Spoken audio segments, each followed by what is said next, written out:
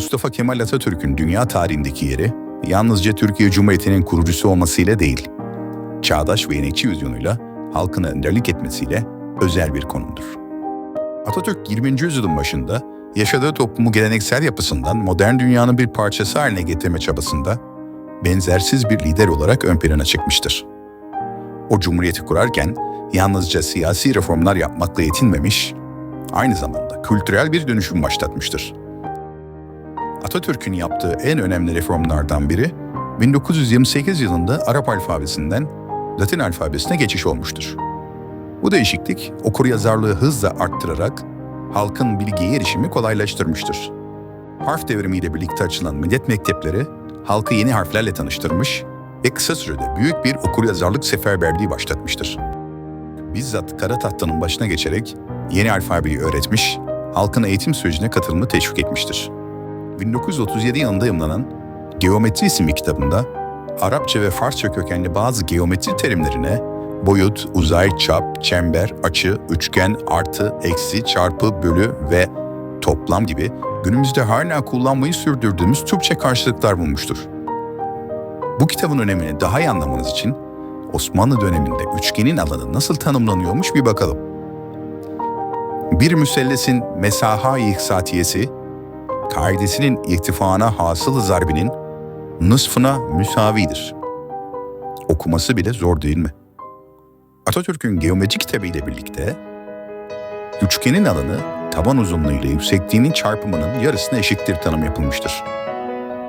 Kısacası Türk gençliğini daha ileriye taşıyacak, sanatı ve bilimi önceleyen bir toplum yapısı kurmak amacıyla eğitime, müziğe, resme ve tiyatroya büyük önem vermiştir. Sanatsız kalan bir milletin hayat damarlarından biri kopmuş demektir sözü, Atatürk'ün sanata olan bakış açısını özetlemektedir. Bu bağlamda onun öncülüğünde kurulan devlet tiyatroları, resim heykel müzesi ve konservatuvar gibi kurumlar toplumun kültürel gelişimine büyük katkıda bulunmuştur. Mustafa Kemal Atatürk'ün bize kazandırdıkları saymakla bitmez. Onun liderliği askeri zaferlerden çok daha fazlasını ifade eder. Bilim, kültür, sanat, moda ve yaşam tarzı alanlarında Türk insanına örnek olmasıyla bir devrim niteliği taşır. Bu videoda sizlere Atatürk'ün farklı bir özelliğini anlatacak, her fotoğrafta bu kadar iyi görünmeyi nasıl başarıyordu sorusuna cevap arayacağız. Gelin bu işin sırrını çözmeye çalışalım. Atatürk'ün moda anlayışı, kendisinin modernleşme ve batılılaşma çabalarının somut bir yansıması olarak değerlendirilebilir. Klasik ve zarif kıyafetleri, modern kesimleri ve ince zevki onun moda konusundaki farkındalığını göstermektedir. Sıkça giydiği takım elbiseler, sade fakat çarpıcı duruşuyla zamanın ötesine geçmiştir. Atatürk kıyafetlerini modern Türkiye'nin vizyonunu yansıtacak bir araç olarak görüyordu. Özellikle genç nesillere örnek olmuş, onların modern bir toplumda nasıl bir görüntü sergilemeleri gerektiğini bizzat yaşamıyla göstermiştir. Kıyafetlerinde seçtiği renkler, kumaşlar ve kesimler onun güçlü karakterini yansıtır. Her ayrıntıyı önemseyen ve daima mükemmel bir görünüm sergileyen Atatürk, adeta bir stil ikonu haline gelmiştir.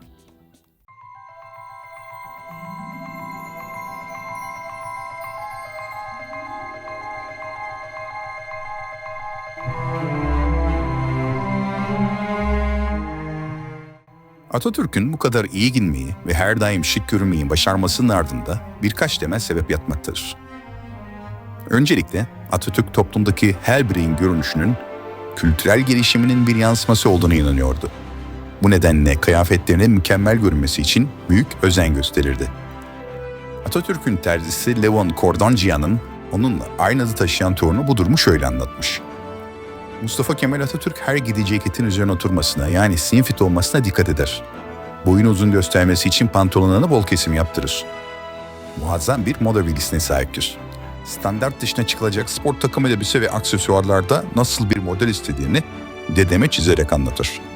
Yani isteklerinin çizimini kendi yapar. Stilisttir.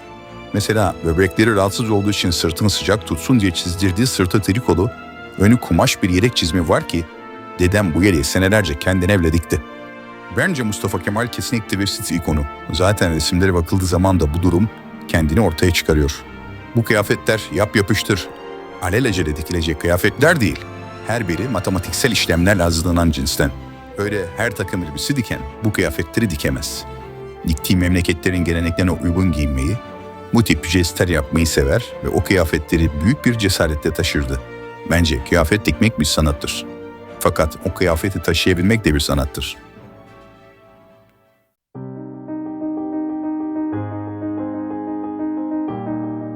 Bu detaycılığı yalnızca giyim konusunda değil, hayatının her alanında kendini göstermekteydi. Türkiye'nin en büyük Atatürk fotoğrafları koleksiyonuna sahip olan, Ocak ayında kaybettiğimiz yazar Henri Benazuz, Atatürk'ün fotoğrafları hakkında şunları söylemektedir. Atatürk flaş gözlerini rahatsız ettiği için kapalı yerde ve gece fotoğraf çektirmezdi. Atatürk'ün gözleri mavi olduğu için çok hassastı. O zamanlar bugünkü gibi modern flaşlar yoktu. Işık olarak magnezyum çubukları yakılırdı. Fotoğrafçılar onları yakar, öyle fotoğraf çekerlerdi. Atatürk'ün gözlerini bunlar rahatsız ettiği için hiçbir zaman kapalı yerde ve gece fotoğraf çektirmezdi. Çok az sayıda kapalı yerde fotoğrafı vardır. Onlar da özel olarak her taraftan ışıklar açık olduğu için flaşsız çekilirdi. Sonuç olarak fotoğraflarda şık durmasının nedeni, ışığın geliş açısına dikkat ederek poz vermesi ve kendisinin bizzat çizdiği şık takımlar diyebiliriz.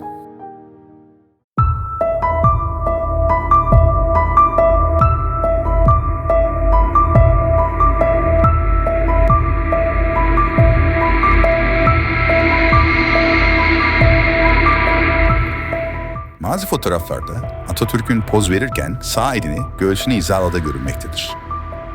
Tarihçi İlber Ortaylı, bu duruşun genel olarak Avrupa ve Rusya'da yaygın olduğunu, bütün Rusya subayları, bütün Kara Avrupa subaylarının böyle pozlar verdiğini, bunun Napolyonik bir şey olduğunu belirtmiş ve bu durumu şu şekilde açıklamıştır. Göğsü kapalı olduğu için eski üniformalarda göğüs tutulur. Düz durmaz, ondan hoşlanmıyorlar. Osmanlı'da da zabitler pek sevmez el pençe divan durmayı. Temenni söz konusu değildir. Kendine göre duruşları vardır. Bunlar tabii kıta Avrupa'sının sabit duruşları. Şunu bilmek lazım, Osmanlı İmparatorluğu büyük devletlerden olduğu için bu kuralları takip ediyor.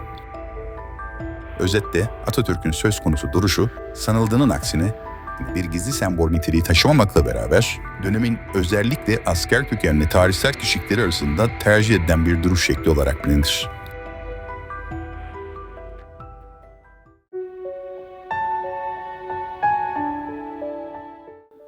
Atatürk'ün kıyafetlerine gösterdiği özen, onun disiplini, düzeni ve öngörüsünü simgelemektedir. Günümüzde bile Atatürk'ün fotoğraflarına bakıldığında, dönemin şartlarına rağmen her daim modern, şık ve karizmatik bir görünüm sergilediği görülmektedir. Atatürk'ün kendine özgü duruşu ve tarzı, bir lider olarak toplumun önünde her zaman saygın bir imaj çizmeyi başardığının kanıtıdır. Dönemin ötesine geçen kıyafetleri ve stil anlayışı, bugünkü moda dünyasında bile örnek alınan bir şıklık seviyesindedir. Kendi döneminde sade ve zarif çizgilerle çağdaş bir görünüm sergileyen Atatürk, modanın bir liderin halk üzerindeki etkisini güçlendirdiğini bilmekteydi. Bugün hala fotoğraflarında karizmatik bir duruş sergilemesinin altında, onun stil ikonu olma yolundaki başarısı yatmaktadır. Sadece toplumuna modern bir vizyon sunmakta kalmamış, aynı zamanda kendisi de bu vizyonu yaşamış ve temsil etmiştir. Bu nedenle Atatürk'ün dünya tarihindeki yeri yalnızca bir devlet adamı olarak değil, aynı zamanda toplumuna hayatın her alanında örnek olmuş bir lider olarak sonsuzdur. Atatürk, yaşam tarzı ve zarafetiyle Türk milletine çağdaş dünyanın bir parçası olma yolunda yol gösterici olmuş ve halkına modern yaşamın tüm güzelliklerini sunmuştur.